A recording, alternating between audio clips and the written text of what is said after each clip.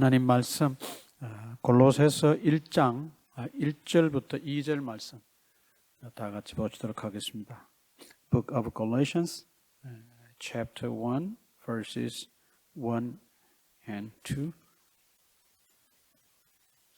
골로새서 1장 1절부터 2절입니다.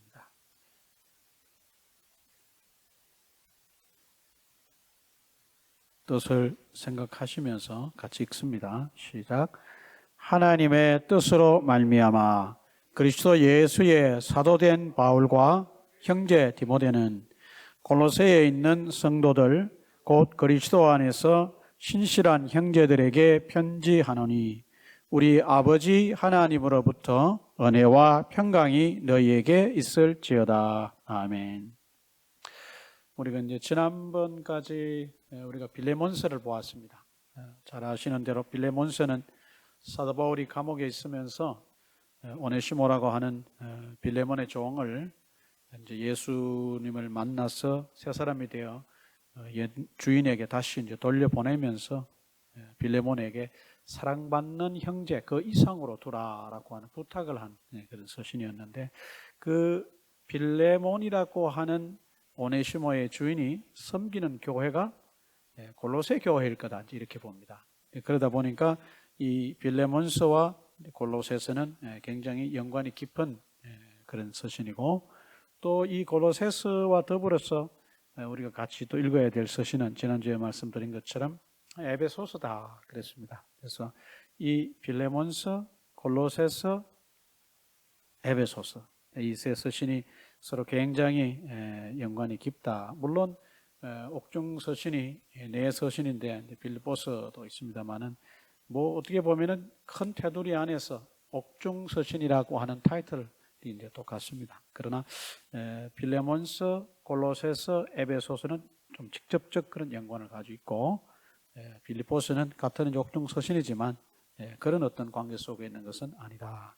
여러분들이 기회가 되시면 이제 옥중 서신을 우리가 계속 보고 있으니까 이 네 서신을 다 같이 읽으시면 더 좋을 법도 하기도 합니다. 이 골로새라고 하는 지역은 소아시아의 서남쪽에 위치해 있다.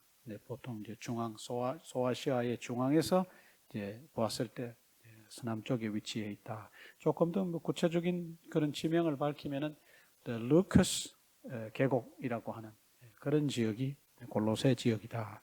잘 아시는 대로 이제 골로새와 굉장히 가까운 지역이 인접한 지역인데 라오디게아이고 히에라폴리스입니다. 그래서 여러분들이 이 골로새와 관련된 지명을 찾고 지도를 가지고 있는 분들은 그 지도 속에서 이렇게 살펴보시면 이 세 지역을 동시에 볼 수 있고, 이 세 지역에 대해서 여러분들이 잘 살펴놓으시면 언제 또 유익이 되냐 하면 요한계시록을 여러분들이 이제 혹시 읽거나 공부하게 되면 거기에 나오는 지역들, 아시아에 있는 7 교회들 이렇게 볼 때 그 지역을 이제 보게 되는 겁니다. 그래서 성경은 어느 한 책을 선택해서 잘 깊이 공부하게 되면 그것이 서로 연관이 있고, 특별히 사도 바울이 쓴 10세 서신은 서로 굉장히 밀접한 관련들이 있습니다. 교리적으로도 그렇고 신학적으로도 그렇고 어떤 문제를 다루는 데 있어서도 어떤 공통된 문제를 다루기도 합니다. 여러 가지 면에서 서로 연관이 있으니까 그렇게 이어서 공부를 하시기를 부탁을 드립니다. 이 이제 골로새서를 사도 바울이 감옥에서 써서 보냈는데, 학자들 간에 그러면 사도 바울이 어느 감옥에서 이 편지를 써서 보냈느냐 하는 것이 어떤 그 논쟁 그 중에 하나입니다. 세 가지 학설이 있는데, 사도 바울이 감옥에 갇힌 장소는 뭐 여러분들이 대충 아실 것입니다. 사도 바울이 그 체포가 되어서 첫 번째 감옥에 간 것은 가이사라에 있는 총독의 관저에 있는 감옥입니다. 거기에서 잠시 갇혀 있다가 사도 바울이 거기서 뭐라고 얘기합니까? 나는 로마의 시민이니까 로마 황제 앞에서 재판을 받겠다. 이렇게 청원을 합니다. 근데 그것이 성사가 돼서 이제 가이사라에서 어디로? 이제 로마로 가게 되는 여정을 우리가 사도행전에서 볼 수 있습니다. 그래서 일단 가이사라에 감옥에 잠시 있었으니까 거기서 썼지 않았겠느냐 하는 그런 설이 있습니다. 그런데 학자들의 견해에 의하면 사도 바울이 가이사라 감옥에서는 그래 오랜 기간을 있지 않았다. 그 기간 동안에 서신서를 이렇게 내 서신서를 써서 보낸다고 하는 것은 현실적으로 좀 타당성이 없다 해서 가이사라 감옥에서 편지를 썼다고 하는 그 설은 이렇게 해서 이제 별 이렇게 큰 인기를 얻지 못하고 있습니다. 어떤 면에서 보면은. 두 번째는 이제 에베소라고 이제 보는 설이 있는데 에베소에서 있을 때 사도 바울이 이 편지를 써서 보냈을 것이다 그렇게 봅니다. 또 하나 이제 우리가 뭐 가장 많은 학자들이 의견 일치를 보는 설은 사도 바울이 로마의 감옥에 오랫동안 갇혀 있으면서 거기서 이 서신서들을 썼을 것이다 이렇게 보는데 저 역시도 사도 바울이 로마 감옥에서 이 옥중 서신들을 써서 보냈을 것이라고 봅니다. 그 옥중 서신을 그러면 어떻게 감옥에서 쓸 수 있는 형편이 됐느냐? 우리가 좀 자세하게 이렇게 백그라운드를 살펴보면은 사도 바울이 로마의 감옥에 있었는데 그 감옥의 열악한 환경 물론 그것도 있지만 좀 시간이 지나면서 사도 바울이 소위 말하는 그 하우스 어레스트 그러니까 일반 집과 같은 형태의 감옥 속에서 소위 말하는 요즘 말로 하면 가택 연금 비슷하게 이렇게 한동안 머물렀다고 봅니다. 그리고 어느 정도의 약간의 자유가 이제 부여가 됐기 때문에 그 자유 가운데서 사도 바울이 주변의 사람들에게 뭘 할 수 있었냐면 복음을 전할 수가 있었어요. 여러분 이 사실을 우리가 어디서 그 근거를 찾아볼 수 있냐 하면은 잘 아시는 대로 빌보스에 가면 이런 내용이 나옵니다. 그렇죠. 시위대의 뜰 아래 있는 사람들에게 복음을 전할 수 있는 기회를 가졌다고 하는 얘기를 합니다.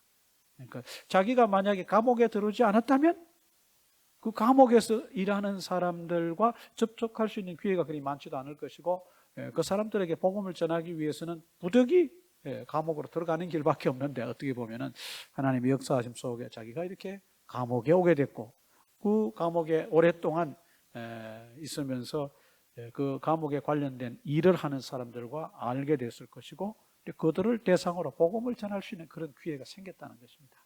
그리고 더 나아가서 오랫동안 그런 상태에 있으면서 여러 교회의 소식들을 접하고 그 교회 성도들을 신앙적으로 격려할 수 있는 소신서를 기록할 수 있는 그런 어떤 기회가 생기게 되었다 이렇게 봅니다. 그래서 로마의 감옥에 있으면서 이 골로새서를 써서 보냈을 것이고 그 날짜 우리는 뭐 정확한 날짜는 알 수 없습니다만은 뭐 한 연도만 본다면 AD 한 60년에서 61년경일 것이다 이렇게 봅니다. AD 60년에서 61년경일 거다 이렇게 보고, 근데 그 당시에 그 역사 속에 보면은 AD 한 60년, 61년 그 어간에 그 지역에 지진이 왔다고 합니다. 어스케이크가 왔대요. 그래서 그 골로새가 포함되어 있던 라오디게아라고 하는 그 큰 도시들은 한때 굉장히 번성한 도시였는데 이 지진이 오면서 뭐 폐허로 변하다시피 했었고 그 한동안 사람들이 많이 살던 아주 번성한 도시였지만 사람들이 많이 떠나고 이 지진으로 인해서 큰 피해를 입었기 때문에 아마 교회를 구성하고 있는 성도들의 숫자도 그리 많지는 않았을 것이다 이렇게 봅니다. 그래서 어떤 신학자가 말하기는 이렇게 말합니다. 사도 바울이 써서 보낸 서신서 중에서 그 교회를 상대로 써서 보낸 서신 중에서 가장 작은 지역에 가장 적은 숫자의 성도들에게 써서 보낸 서신이 골로새서일 거다 이렇게 볼 정도입니다. 그러니까 지진을 인해서 그 지역에 큰 피해를 입었고 성도들이 그런 가운데서 교회 공동체를 이루어 신앙생활을 하는데 그 교회의 나름대로 어떤 이슈가 있었고 그 이슈를 해결하기 위해서 사도 바울이 골로새서를 써서 보냈다 이렇게 봅니다. 자 그러면은 어떤 이슈가 그 교회 안에 있었느냐? 우리가 이제 어떤 서신서를 볼 때 중요한 것이 그겁니다. 사도 바울이 이 서신서를 통해서 그 교회 안에 있는 어떤 문제를 해결하려고 하느냐? 그런 관점을 가지고 서신서를 읽어야 되고 접근을 해야 되고 그런 관점에서 어떤 문제들을 여러분들이 찾아내야 될 겁니다. 그러니까 우리가 오늘 읽은 1절과 2절 말씀에서는 그런 내용을 볼 수가 없어요. 여러분들이 이 1장부터 끝장 4장까지 이 골로새서 전체를 다 읽고 또 여러분이 나름대로 생각을 하고 이런 문제점이 있겠구나라고 하는 것을 여러분들이 파악하면 이제 그런 것들이 보이기 시작합니다. 단순히 읽기만 해가지고는 서신서에 나와 있는 그런 이슈들을 찾아내기가 쉬운 것은 아닙니다. 물론 고린도서 같은 경우에는 교회 안에 굉장히 여러 가지의 문제가 있었기 때문에 그냥 고린도 전서를 읽기만 해도, 그리고 후서를 읽기만 해도 그 교회 안에 문제가 뭐라고 하는 것을 여러분들이 대략적으로 짐작할 수 있습니다. 고린도 교회는 한 10가지 이상의 문제가 있었는데 사도 바울이 그 문제들을 다루려고 하다 보니까 편지의 내용의 전면에 그런 것들이 실제적으로 이렇게 부각이 되어 있어서 파악을 하기가 쉽습니다. 그러나 이 골로새서 같은 경우에는 자세하게 읽고 좀 어떤 그 연구를 하는 학자들의 도움을 받지 않으면 이 골로새서의 문제가 뭔지를 알기가 사실은 좀 쉽지는 않다, 그렇게 봅니다. 이 골로새 교회가 그 지역에 이제 골로새 지역에 세워져서 신앙생활을 하는 그런 공동체가 형성이 됐는데, 이 골로새 교회를 구성하고 있는 대다수는 다 이방인 성도라고 그렇게 봅니다. 근데 이방인 성도로 구성된 교회인데 학자들의 연구에 의하면 이 골로새서에 나타나는 어떤 여러 가지 면면들을 살펴보면은 유대인들의 영향이, 유대교의 영향이 끼쳐졌을 것이다, 그렇게 봅니다. 그래서 그 시대의 어떤 그 지리적인 배경을 연구한 학자들에 의하면은 그 루카스 밸리라고 하는 골로새 교회가 있던 그 지역에 유대인, 소위 말하는 그 정착지가 있었다고 합니다. 그래서 굉장히 많은 유대인들이 사실은 골로새 지역에 거주하고 있었고, 그렇게 많은 숫자가 골로새 지역에 거주했다면 분명히 뭐 회당도 있었을 것이고, 그 많은 유대인들이 그 사회에 지역적 어떤 그 영향력을 행사할 수 있는 그런 위치에 있었지 않겠냐, 그렇게 봅니다. 그것이 어떤 사회적인 어떤 영향일 수도 있고, 우리 신앙적인 관점에서 바라볼 때 골로새 교회의 어떤 유대교적 어떤 영향력을 미쳤을 것이다, 이렇게도 봅니다. 이런 어떤 유대교적 영향으로 인해서 교회가 좀 신앙생활을 하는 데 있어서 바른 어떤 신앙적 교리를 따라가지 못하는 그런 문제가 있었을 것이라고 보고, 또 하나는 어떤 그 이교도, 그건 말 그대로 골로새 교회의 절대 다수의 성도들은 이방인들이었습니다. 그들이 예수님을 만나기 이전까지는 다 이방신을 섬기던 대다수의 사람들일 것입니다. 그리스 로마 사회의 어떤 사회적인 그런 배경을 보면은 대부분 거의 한 90% 이상이라고도 봐도 무관할 정도로 그 시대 사람들은 그 나름대로 다 신이 있어요. 다 신이 있었습니다. 그래서 그 신들을 섬겼고, 심지어 로마 제국의 황제는 살아있는 신이었기 때문에 로마 제국이 통치하는 그 통치 영역에 속한 모든 지역의 사람들은 싫든 좋든 간에 누구를 섬기도록 되어 있습니까? 그 제국의 총통치자인 황제를 섬기도록 그렇게 되어 있지 않습니까? 그 황제를 섬긴다고 하는 말 그 자체가 인간적 황제를 섬긴다는 말도 되지만, 또 한편으로는 그 로마 황제들이 자신들은 살아있는 신이라고 주장을 했기 때문에 그 싫든 좋든 살아있는 신 로마 황제를 섬기는 그런 사람들이기도 했습니다.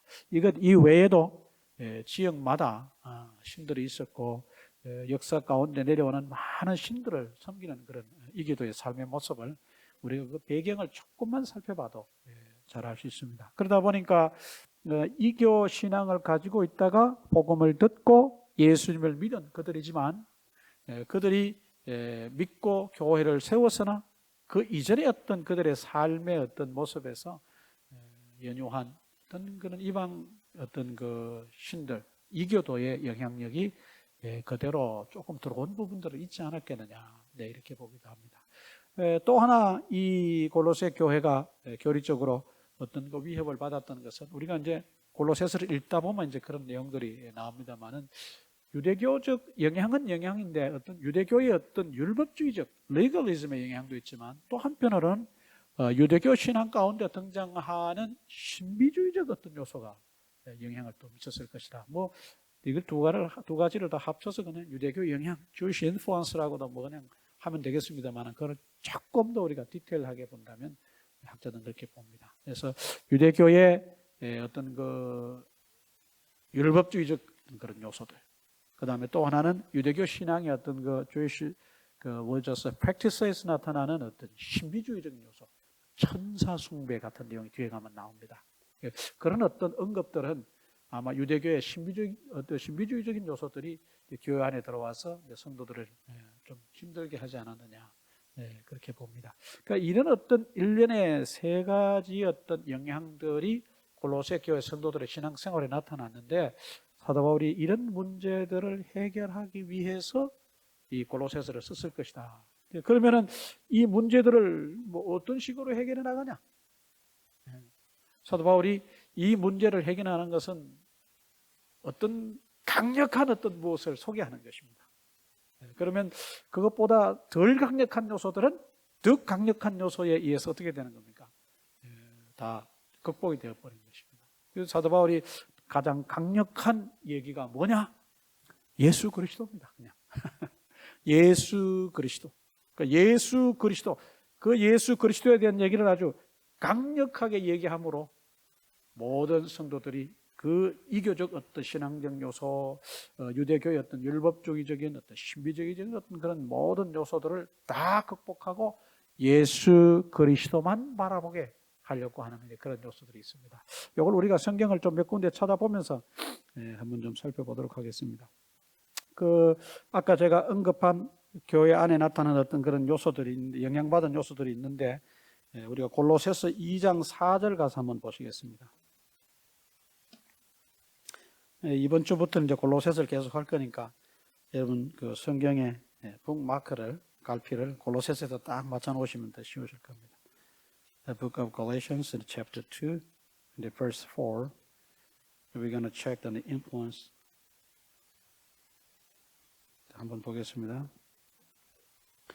어떤 요소들 때문에 사도 바울이 이 편지를 써서 보냈는지 근거가 되는 구절입니다. 골로새서 2장 4절 시작. 내가 이것을 말하면 아무도 교묘한 말로 너희를 속이지 못하게 하려 함이니. 그랬습니다. 그러니까 어떤 요소인지를 사실 여기서는 확실하게 밝히진 않았습니다. 제가 말씀드린 것은 이 골로새서 전체를 이제 봤을 때 이제 그런 것을 볼 수 있고, 요 구절만 봐가지고는 어떤 이것이 유대적 요소인지 아니면 어떤 페이건 인플루언스인지 뭐 주이시 미스티시즘인지 뭐 잘 알 수가 없어요. 그러나 분명한 것은 사도 바울이 볼 때 교회 안에 성도들의 신앙생활에 이런 요소들이 있다. 그래서 이것을 극복하기 위해서 잘 설명해서 그들이 바른 신앙생활을 할 수 있도록 하기 위해서 한 얘기다 그랬습니다. 아무도 교묘한 말로 너희를 속이지 못하게 하려 함이니. 갈라디아서에서는 우리가 지난번에 뭐 봐서 알겠습니다만은 그 어떤 갈라디아 교회 성도들의 신앙생활을 위협하는 요소들이 크게 이렇게 밖으로 이렇게 드러났습니다. 그건 다름 아닌 뭡니까? 기회를 엿보아서 그들에게 주어진 신앙적 자유를 탈취하고 빼앗으려고 하는 소위 말하는 유대주의자들. 그것이 갈라디아서를 읽으면서 그것이 이렇게 확 드러나는 것을 볼 수 있는데, 이 골로새서에서는 어떤 그런 것들이 확 드러나지는 않는다. 그러나 분명한 것은 어떤 요소에 의해서인가 이 골로새 교회 성도들이 신앙적 위협을 받고 있는 것만은 사실이다. 그것을 이 2장 4절과 같은 말씀으로 이 사도 바울이 표현한 겁니다. 아무도 교묘한 말로 너희를 속이지 못하도록 하기 위해서다. 아주 교묘한 어떤 논리를 통해서 이 갈라디아 골로새 교회 성도들의 어떤 신앙을 어떻게 위협했다. 물론 이것을 교묘한 말이라고 해서 어떤 학자들은 그 당시 어떤 철학적 이론일 것이다. 뭐 또 이렇게도 보기도 합니다. 아주 다양한 그런 견해들이 있습니다. 2장 8절에 가서 한번 더 보실까요? verse 8, chapter 2, verse 8 같이 한번 읽어보겠습니다. 2장 8절 시작. 누가 철학과 헛된 속임수로 너희를 사로잡을까 주의하라. 이것은 사람의 전통과 세상의 초등학문을 따르며 그리스도를 따름이 아니니라. 그러니까 이 교묘한 말이 그 당시에 어떤 그 철학적 궤변, 소피스트, 그들이 어떤 아주 뭐라 그럴까요? 일반인들은 상상할 수 없을 정도의 어떤 그런 교묘한 말들, 이론들을 꾸며냅니다. 그 어떤 꾸며낸 말들로 참 순수한 순박한 이제 갓 믿기 시작한 신앙생활을 시작하는 성도들을 위협에 빠뜨릴 수도 있지 않겠느냐 그렇게 봅니다. 이런 어떤 일련의 모든 것들을 2장 8절에서 사도 바울은 뭐라고 얘기하냐면 이 모든 것은 사람의 전통과 세상의 초등학문이다 그랬습니다. 사도 바울이 세상의 초등학문이라고 하는 것 서신서에서 다른 곳에서 보면 얘기 나오는데 우리가 갈라디아서 볼 때도 이런 얘기가 나왔습니다. 여기서 중요한 것은 세상의 초등학문이든지 어떤 철학의 어떤 속임수든지 그 위에의 어떤 모든 것들 이 골로새 교회 성도들의 신앙을 위협하고 그들의 신앙을 흔들 수 있는 그런 어떤 요소들은 한마디로 말하면 뭐냐 이건 다 사람의 전통이다 그랬습니다. Human tradition이다. 이건 다 사람의 전통이다. 사람이 어떻게 해서 만들어낸 것이지 이 하나님으로부터 온 것이 아니다. 이것은 divine tradition이 아니다. 쉽게 말하면 이 모든 것들은 다 뭐냐? According to human tradition, not according to God's tradition. 쉽게 말하면 이건 복음이 아닙니다. 그러니까 이 모든 것들은 사람에 의해서 사람들이 만들어낸 것에 불과하다. 그래서 이것을 사도 바울은 그냥 통칭해서 뭐라고 얘기하냐면 human tradition, 인간적 전통이다. 그러니까 이 안에 다 들어가는 겁니다. 세상의 교묘한 철학적인 어떤 논리, 유대교주의자들이 자기들 나름대로 만들어낸 어떤 legalism, 자기들의 어떤 그 신앙적인 practice에서 나오는 개인적 어떤 주관적 체험에서 나오는 신비주의, 이런 모든 것들이 다 뭐다? human tradition이다. 이렇게 보면 아주 깔끔히 정리가 됩니다. 이 모든 것들은 다 human tradition이다. 그러니까 이 골로새 교회가 어려움을 겪고 있었던 것은 소위 말하는 우리가 이 사도 바울의 표현에 의하면 human tradition에 의해서 어려움을 겪고 있는 것이다. 그 안에 유대주의적인 어떤 요소들, 이방의 어떤 그런 요소들, 그 유대교의 어떤 신비적인 요소들, 어떤 철학적인 어떤 교묘한 이론들, 이런 것들은 다 human tradition이다. 이것이 이 골로새 교회 성도들을 어렵게 했다 그랬습니다. 또 우리 한 군데 성경을 또 이제 살펴볼 건데 next chapter, Galatians chapter 3, Galatians chapter 3, verse 11. 여기에 가서 사도 바울이 단도직입적으로 확실하게 얘기를 합니다. 이 모든 것들 거기에 보면은 11절에 이제 그런 언급이 있습니다만 인종적 언급 이런 것도 나옵니다만 그 끝에 그가 한 말이 아주 중요한 말입니다. 11절 verse 11 같이 읽어보실까요? 시작. 거기에는 헬라인이나 유대인이나 할레파나 무할레파나 야만인이나 스구디아인이나 종이나 자유인이 차별이 있을 수 없나니 오직 그리스도는 만유시요 만유 안에 계시니라 그랬습니다.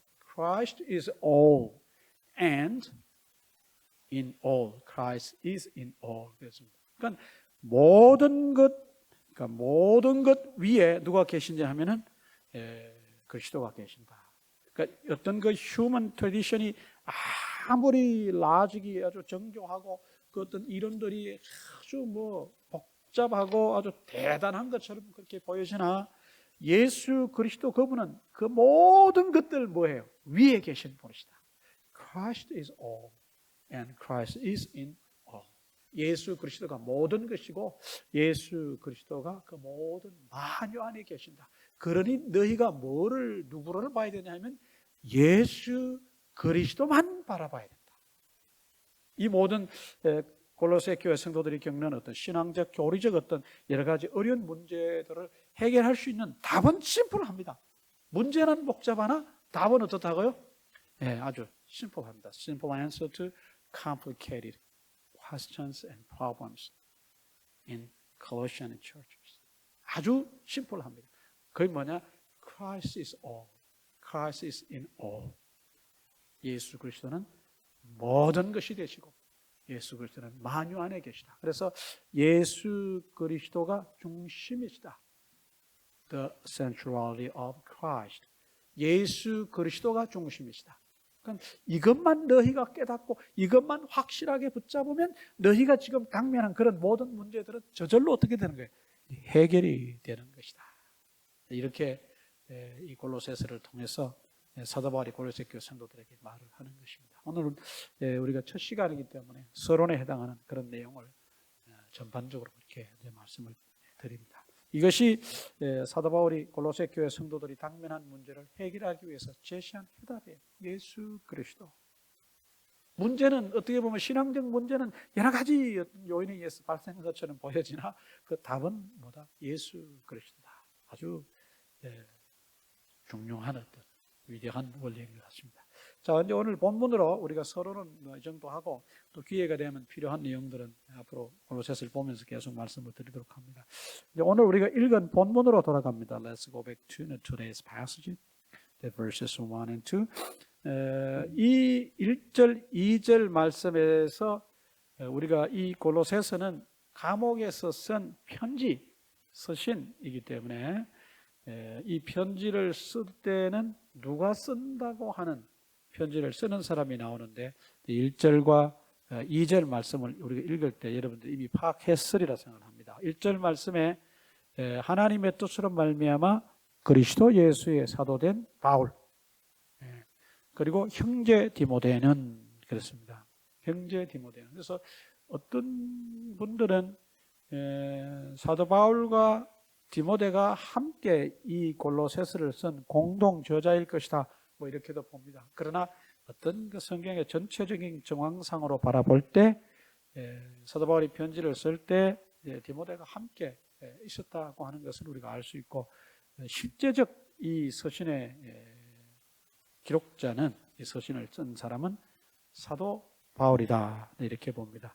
우리가 지난번에 빌레몬서를 볼 때 빌레몬서의 끝부분에 가면은 무슨 내용이 나옵니까? 나와 함께 갇힌 자 된이라고 하는 표현을 통해서 바브로도 얘기하고 있고 누가도 얘기하고 디모데도 물론 그 현장에 함께 같이 있었습니다. 그러니까 그들이 어떤 면에서는 다 뭐 공동의 저자일 것이다 이렇게 볼 수 있으나 그러나 그 중에서도 그들을 대표한 사도 바울이 서신을 기록했을 것이다.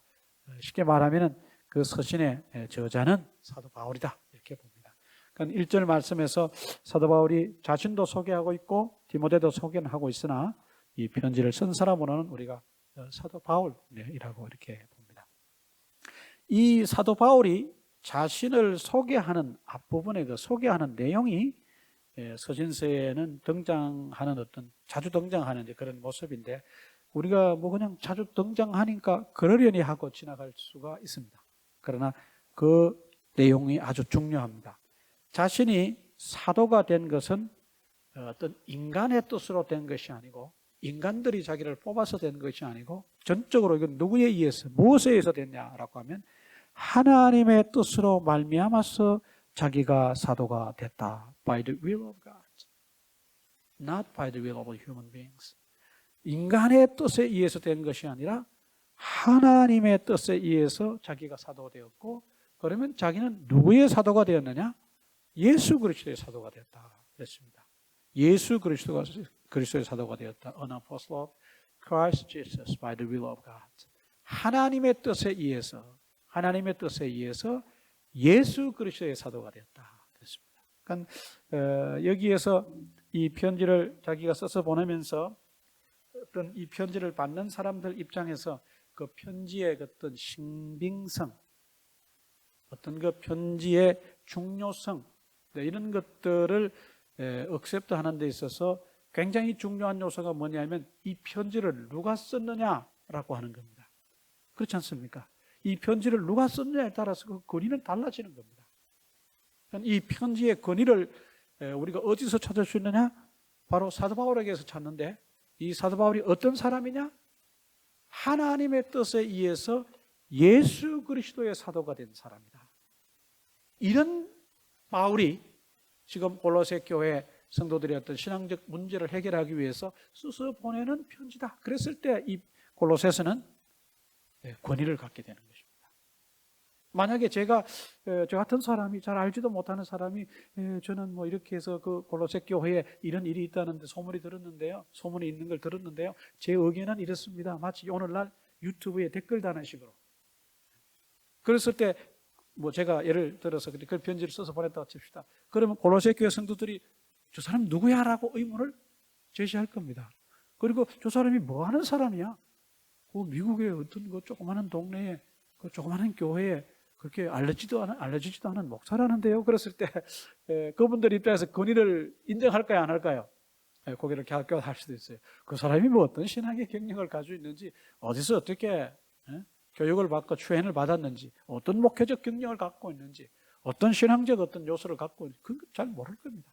그랬을 때 그 편지를 받아든 사람들이 그 편지에 대한 권위를 인정하는 데서 의문이 제기될 수 있습니다. 사도 바울은 그래서 자기가 서신서를 써서 보낼 때 자기가 저자라고 하는 사실을 명확히 밝히고, 그리고 자기가 어떤 신앙적 위치에 있는 사람이라고 하는 것을 확실하게 밝힙니다. 그냥 단순히 사도라고만 하지 않고 자기가 사도가 된 것은 하나님의 뜻을 따라서, 자기는 어떤 특정한 인간의 사도가 아닌 인간의 어떤 휴먼 메신저, 어떤 그 대단한 그런 사람들의 어떤 메신저가 아니라는 거예요. 자기는 예수 그리스도의 메신저다.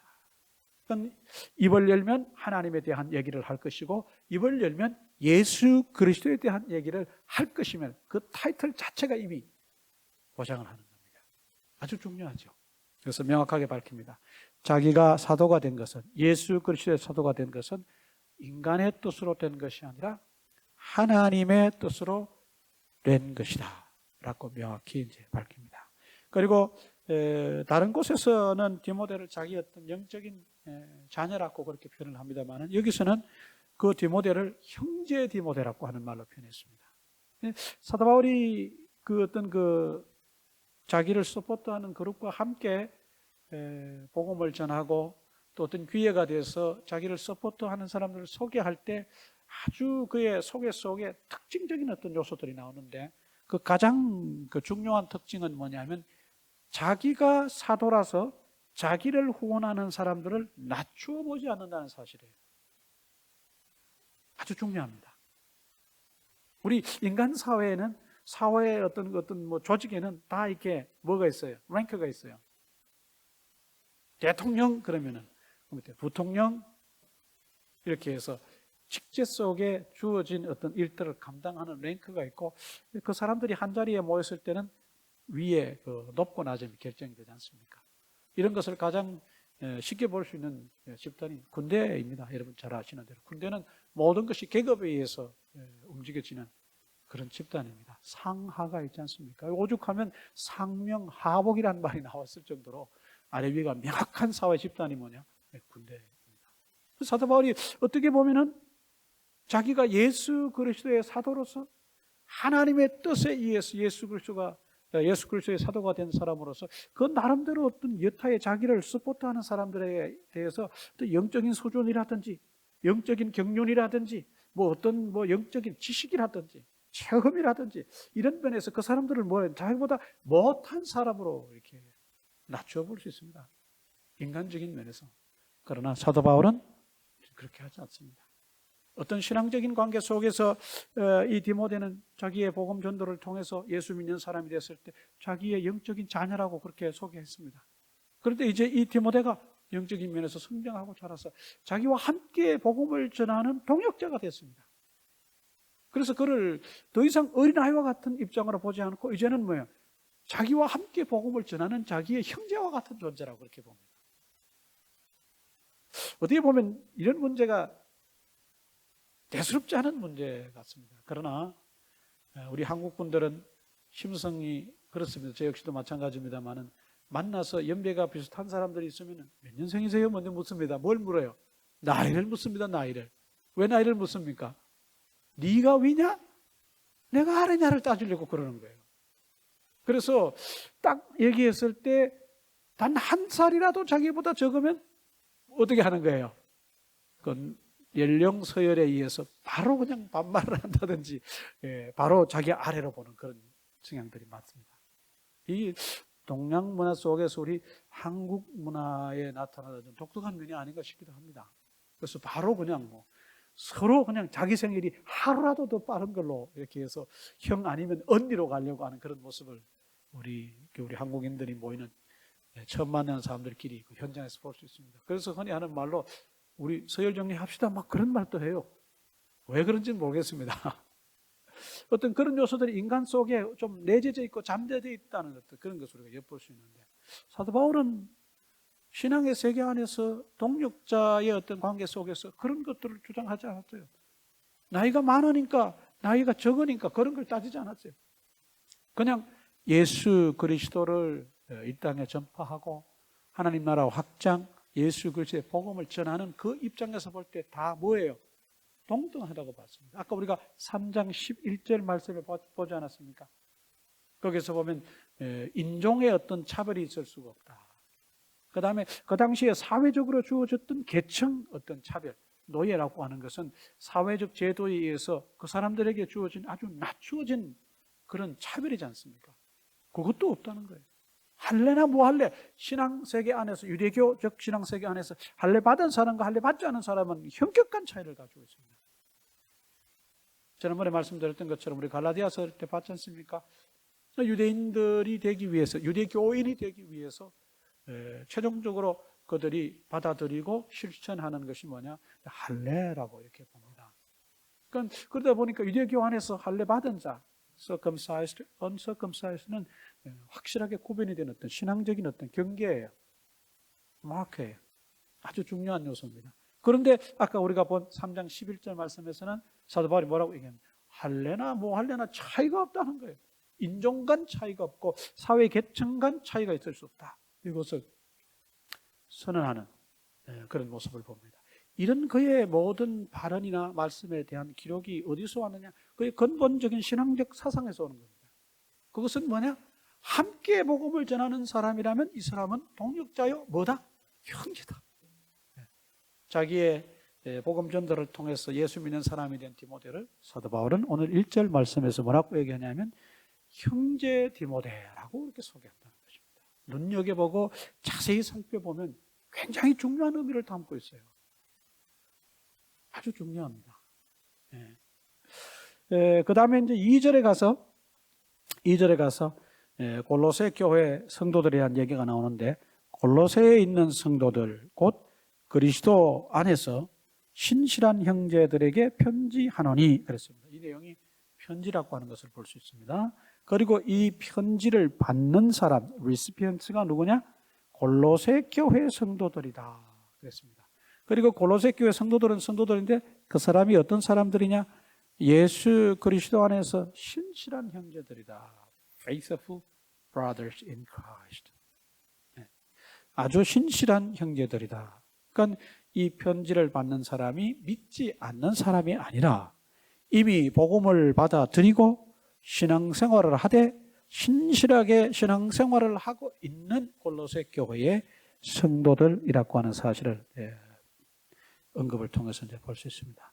그들을 향해서 이 인사를 건네는데 그 인사가 뭐냐? 우리 아버지 하나님으로부터 은혜와 평강이 너희에게 있을지어다. 아주 멋있는 그런 인사입니다. 우리는 인간적으로 뭐 아무리 신앙이 좋고 뭐 어떻고 저떻고 해도 만나면은 탁 만나자마자 이렇게 인사하기가 쉬워요, 어려워요? 그냥 우리가 하기 좋은 인사가 뭐냐? 잘 지내셨습니까? 별일 없으셨습니까? 어떻게 지내셨습니까? 요즘에 시절이 숭숭하니까 뒤숭숭하니까 보통 그 인사가 보편적인 인사입니다. 뭐 예를 들어서 제가 우리 여자 아빠를 만났는데 주 안에서 사랑하는 우리 경민 형제님, 지난 한 주간도 주님의 은혜 가운데 말씀에 순종하시면서 하나님의 큰 은혜를 경험하시면서 지내셨습니까? 이렇게 인사합니까? 안 합니까? 이런 인사를 하기가 쉬워요, 어려워요? 매우 어렵습니다. 그런데 우리는 예수 믿는 사람들끼리 만나도 인사의 표현이나 방법은 세상에서 쓰는 것을 우리가 사용하고 있어요. 저는 이 사도 바울의 서신서 가운데 나타난 편지 그 인사 방법들을 이렇게 보면서 생각을 이렇게 어떤 뜻은 해봅니다. 우리가 예수 믿는 사람들로 더구나 교회 안에서 예배를 드리기 위한 목적을 가지고 만나는 그 현장에서 우리가 나누어야 될 인사에 대해서 좀 한번 생각해 봤으면 좋겠다는 생각도 합니다. 우리가 기존에 해왔던 잘 지내셨습니까? 건강하셨습니까?를 조금 좀 이렇게 넘어서서 주님 은혜 가운데 한마디라도 좀 넣고 어떤 신앙적 어떤 인사를 나누면 그것도 괜찮지 않겠나 그런 생각을 해봅니다. 그러니까 우리가 예수 믿는 사람으로서 이 땅에 살긴 살고 우리의 시리전십은 하늘에 있으나 우리의 그 일거수일투족 우리 삶에 나타나는 대부분의 요소들은 그 하늘의 시민권을 둔 사람으로서의 어떤 그 요소들보다는 이 세상에 익숙하게 살면서 세상에서 쓰는 그런 표현들과 그 모든 것들이 더 많이 나타납니다. 그렇죠? 그래서 우리가 철저하게 예수 믿는 사람들이 되고 우리가 예수 그리스도를 닮아가는 제자가 된다면 그 예수님께서 쓰시는 표현들, 예수님께서 살아가셨던 그런 어떤 모습들을 우리가 이제 닮아가야 되는데 아직도 우리가 그런 부분들이 잘 나타나지 않는 그런 모습을 봅니다. 참 좋은 인사라고 생각을 합니다.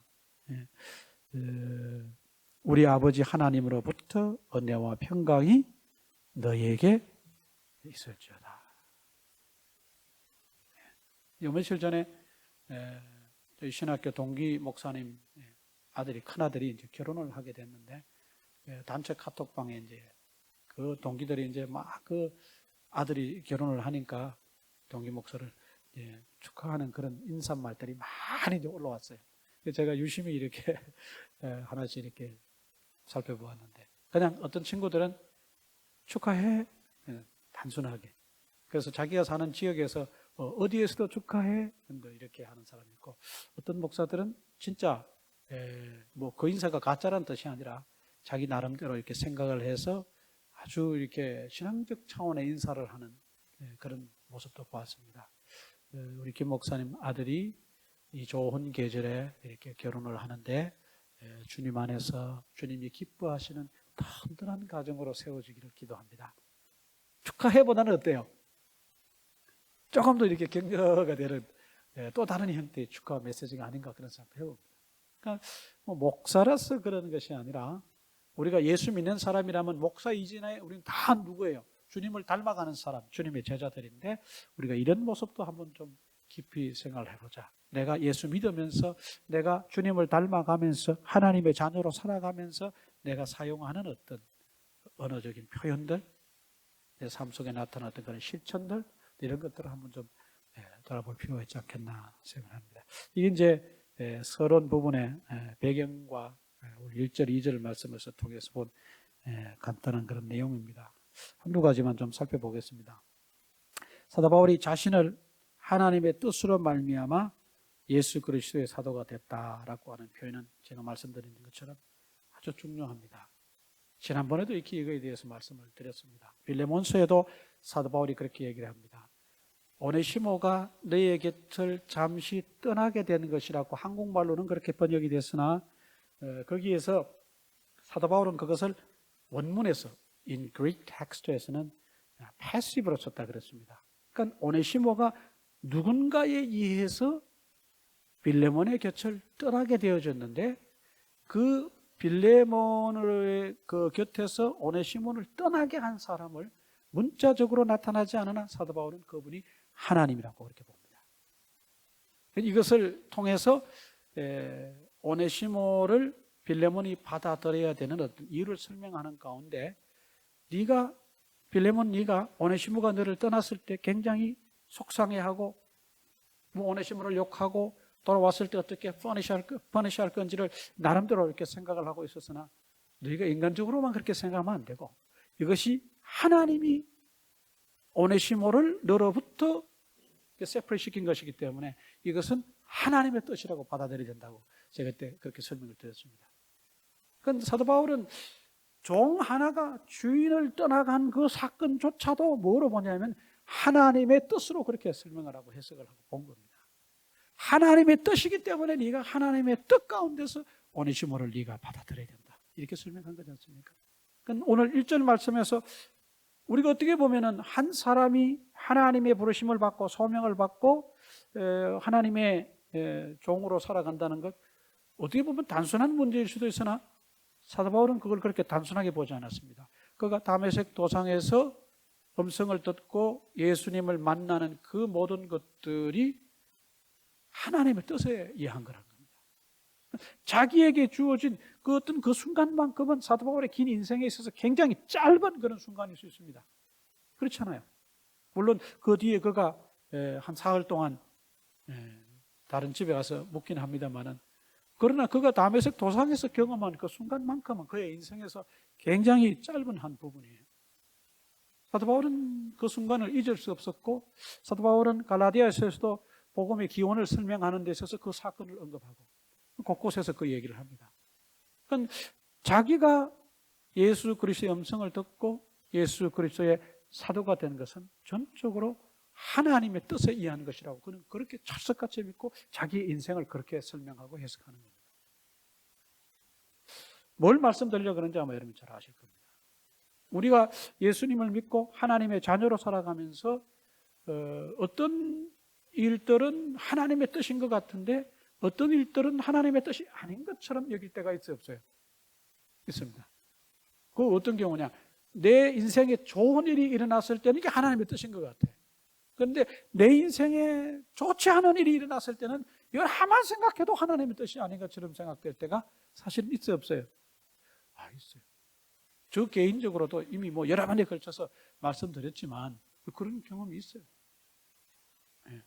제가 1980년도 그 초반에 공부를 준비해서 미국에 유학을 오려고 했지만 대사관에서 미국 비자를 받지를 못했어요. 제 개인적으로 인간적으로는 굉장히 막 이렇게 애인거가 마음속에 있었어요. 하나님 왜 제가 잘 먹고 잘 살려고 가는 게 아니라 공부를 해서 더 잘 equipped 된 그런 목회자가 되어서 하나님을 섬기는 사람이 되겠다는데 왜 하나님은 여기서 저를 스탑시키는 겁니까? 막 이렇게 생각을 했었거든요. 이거는 아무리 생각해도 하나님의 뜻일 거라고는 생각을 해보지 못했어요. 그 순간만큼은. 그러나 10 years later, in 10 years later, 10년쯤 지나고 그 10년 사이에 이제 많은 생각을 하게 되고 신앙이 더 성장하게 되니까 그것조차도 이제 누구의 뜻? 하나님의 뜻이라는 것이 그렇게 조금씩 받아들여지기 시작했어요. 저 개인적으로도. 굉장히 제 어떤 그 인생의 계획이 좌절됐을 때 저는 굉장히 좌절했고 실망을 했어요. 하나님에 대해서 굉장히 원망을 했어요. 이건 하나님의 뜻이 아닐 거라고 그렇게 생각을 했었어요. 그 순간만큼.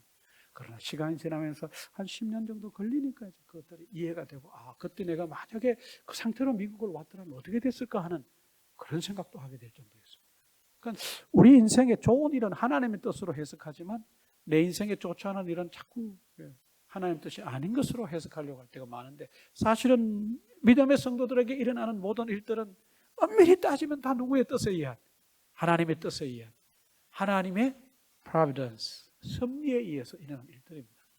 근데 그렇게 받아들이고 그렇게 믿음의 눈으로 바라보면 그 인생이 믿음 안에 인생이 되지만 이것은 아니야라고 이것은 하나님의 뜻이 아니라고 배제하게 되면 그때부터는 말 그대로 그냥 내 개인의 인생이 되는 거예요. 휴먼 히스토리가 되는 거예요.